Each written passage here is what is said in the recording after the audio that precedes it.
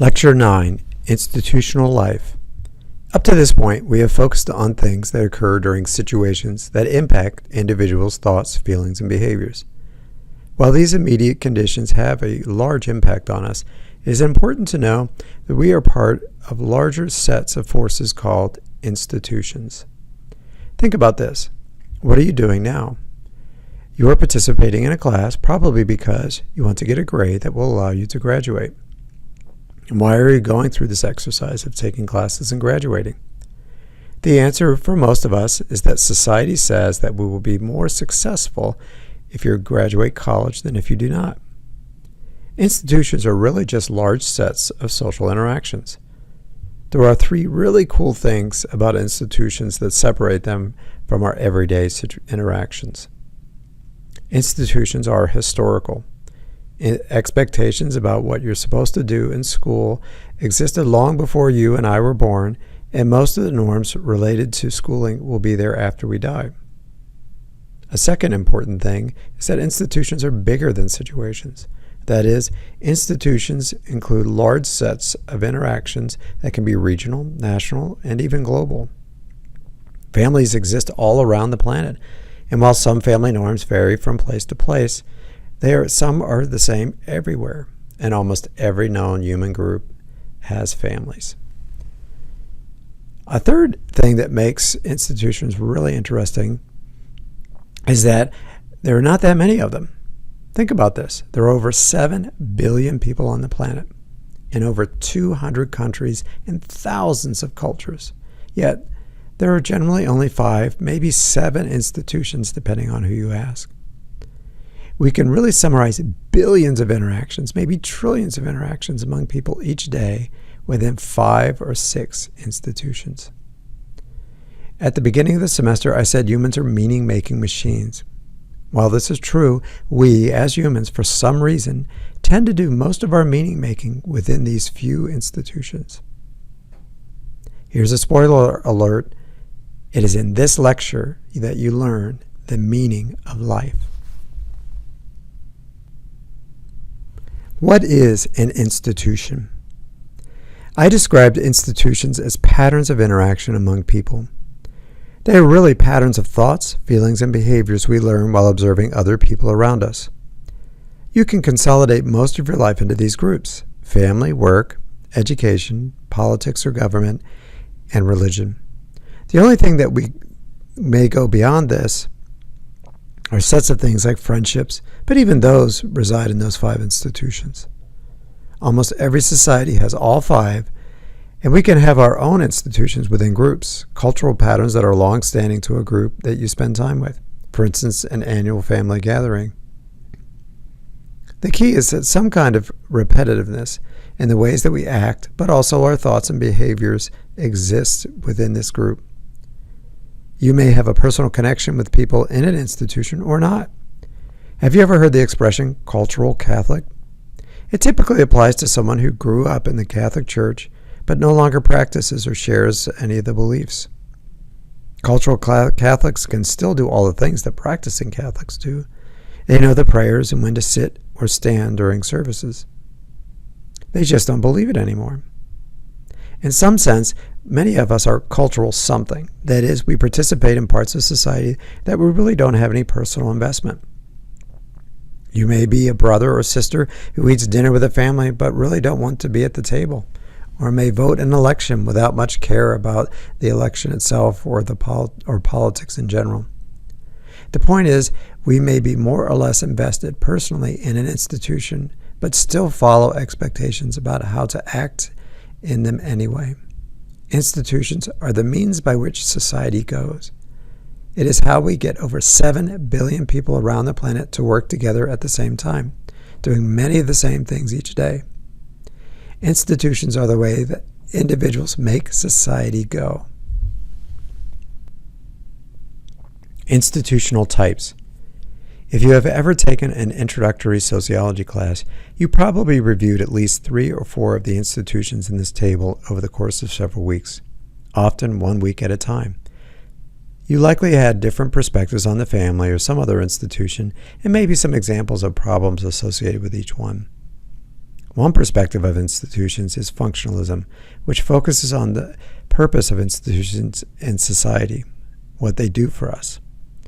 The table here utilizes this perspective. The other perspective you probably got in the class is conflict theory. In this theory, institutions are made and controlled by powerful people and used as a means of controlling the population. Symbolic interactionists tend to focus more on the functionalist perspective in that institutions are considered socially constructed to fulfill some purpose for people. In the case of families, society needs people to raise children and educate, and the education system helps in this endeavor. Almost every known human group has a class of people, for instance Congress, or chiefs or something like that, who create rules and a system of maintaining those rules, or government. Some symbolic interactionists go a step further and focus on how some people have more control of this process than others. It won't surprise you that rich people have more influence over all of these institutions compared to middle class and poor people. The next slide will list the institutional greatest hits of symbolic interaction and its approach to institutions. That is, I will review important symbolic interactionists and other ideas housed in each institution. Institutional greatest hits. Family. If you recall, the family is listed as the first of the primary agents of socialization. Families obviously exert a lot of influence on us. We can spend an entire semester on this, and there are whole academic programs geared toward this topic. In fact, there are state agencies with the name like Child and Family Services, who will hire you full-time to deal with troubled families when you graduate from college. In the first installment of Institutional Greatest Hits, we will examine The Polish Peasant in Poland and America by William Thomas and Florian Zanecki. This comprehensive work collected data from Polish families coming to the U.S. in the early 1900s. Why is this study so important? The answer is that it shows the intersection of family and the rest of society. What they showed is a generational decline in Polish culture over time. That is, even if families tried to maintain the Polish heritage within their families as they came to the U.S., by the time the second generation of children were born, at least 50% of it was replaced by American culture.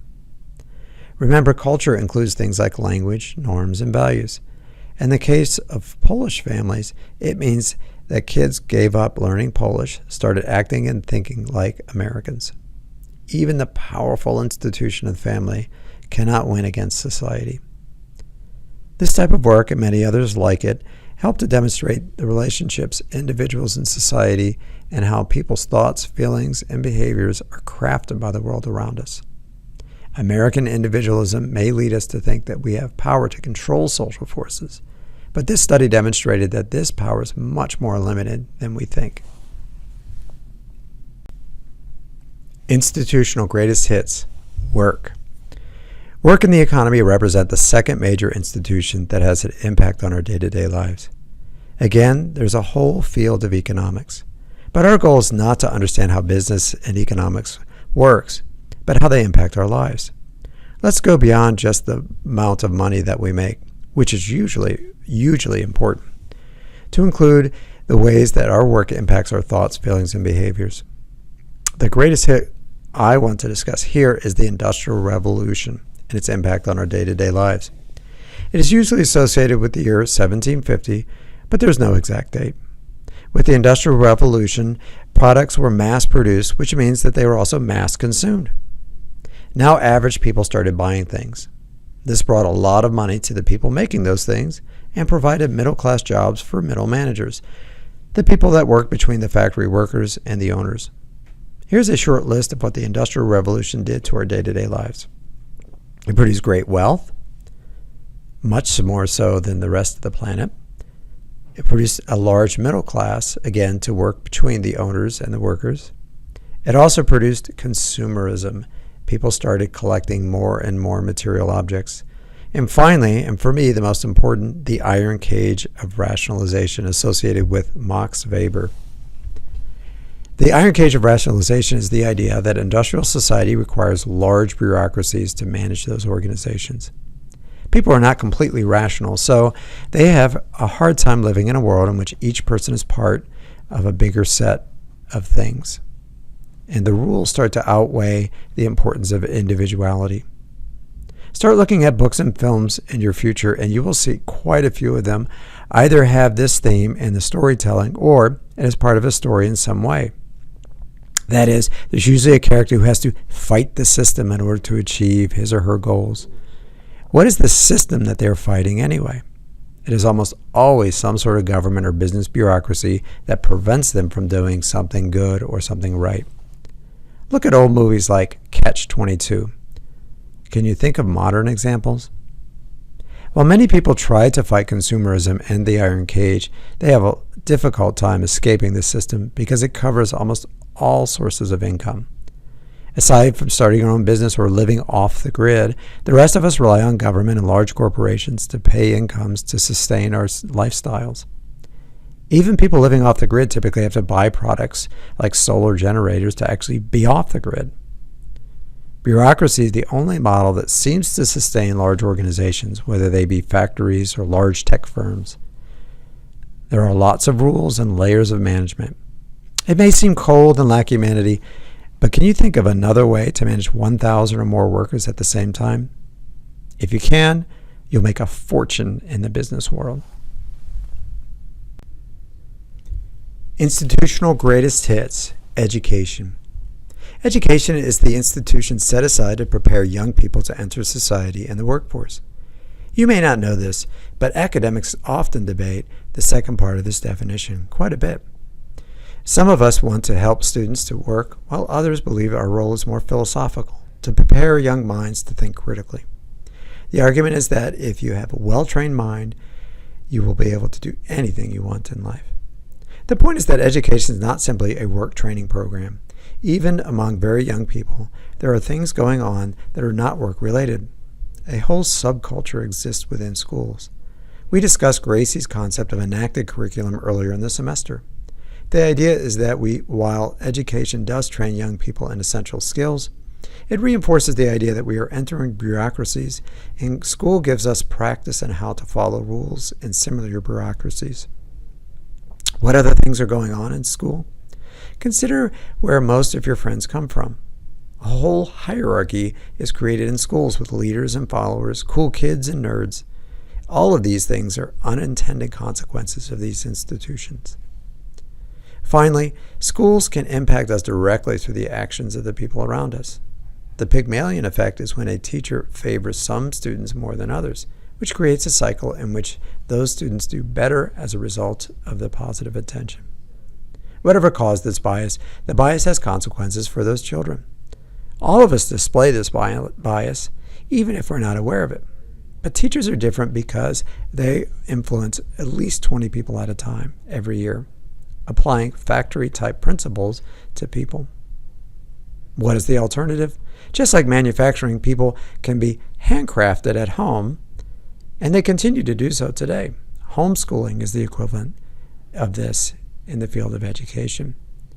It may not be realistic to homeschool any more than it is to work outside of a bureaucracy. But the point is that institutions are created by people, and once created, we live with the consequences of those decisions. Institutional greatest hits, education. Education is the institution set aside to prepare young people to enter society and the workforce. You may not know it, but academics debate the part of this definition quite a bit. Some of us want to help students to work, while others believe that our role is more philosophical, to prepare young minds to think critically. The argument is that if you have a well-trained mind, you can do any work you want to do. The point is that education is not simply a work training program. Even very young people, there are things going on that are not work-related in their training. A whole subculture exists within schools. We discussed Gracie's concept of enacted curriculum earlier in the semester. The idea is that while education does train young people in essential skills, it also reinforces the idea that we are entering bureaucracies, and school gives us practice in how to follow rules in a similar bureaucracy. What other things are going on in school? Consider where most of your friends come from. A whole hierarchy is created in schools with leaders and followers, cool kids and nerds. All of these things are unintended consequences of this institution. Finally, schools can impact us directly through the actions of the people around us. The famous Pygmalion effect is when a teacher favors some students more than others, which creates a cycle in which those students do better as a result of this positive attention. Whatever caused the bias has consequences for those children. All of us display this bias, even if we're not aware of it, but teachers are put in an institution which impacts 20 or more students at a time. What is the alternative? Just like manufacturing, people handcrafted things at home and continue to do so today. Homeschooling is the equivalent of this in the field of education. It may not be realistic to homeschool any more than it is to work outside of a bureaucracy, but the point is that institutions are created by people, and once created, we live with the consequences of those decisions. The meaning of life. A lot has been written about the meaning of life. While science cannot tell you the meaning of life, it certainly can tell you what people think the meaning of life is for them. Think of polling as a picture of the generalized other. You may have been able to answer this question a long time ago, because you have the generalized other in you. But sometimes we need a prompt to help us think about things. Pew Research Center has given us a prompt to consider the meaning of life. So what is the meaning of life? If you read this graph, you will see the meaning of life for most people resides in the family. When asked where people derive their sense of meaning in life in an open-ended question, remember Chapter 2? Most people said family. Now let's look at the other answers. Notice that most of them can fit into one of the 5 institutions reviewed in this chapter. Career comes in second, representing the institution of work in the economy. If you add money to this, it's even higher. Religion comes in next, another one of the major institutions. I will also say that learning or education still makes the list. Community is also in there, but it's not shown on this graph. I mention this because when you think about it, family, work, religion, and education are all foundations of society. Another way to think about it is that society is what gives us meaning in life. Rather, it is the people in society clustered in these institutions that give us meaning. I could not think of a better study to show the relationships of the individual and society through institutions. Conclusions. Have you ever heard the expression, "It is an institution here"? Usually it refers to some activity like an annual family reunion at a certain location that a group does over and over again. It could be something sacred, a special picture kept in the family. When I was growing up, someone received a rubber chicken for Christmas, and for years it was exchanged as a gift among family members. It had become an institution. I miss that chicken. While institutions can be created among idiocultures, we usually study them in context of whole societies. From a symbolic interaction perspective, norms that govern institutions make their way down to our decisions on how to interact with other people in each sphere of life. We contextualize our decisions with other people depending on whether they occur in the family or work or at school. There are things we may do among friends at school that we would not do among family gatherings or at church. But it is hard to escape them altogether without becoming a hermit. Even then, most hermits live that way for religious reasons. It makes one wonder if we're built to create institutions, that it is in our DNA. Most symbolic interactionists avoid biological explanations of things like this, but it is clear that the 5 institutions reviewed in this chapter have been in almost all known human groups throughout time. It is hard to escape them, and while we can recreate them, it seems that it is more about rearranging the rules rather than getting rid of them altogether. What do you think?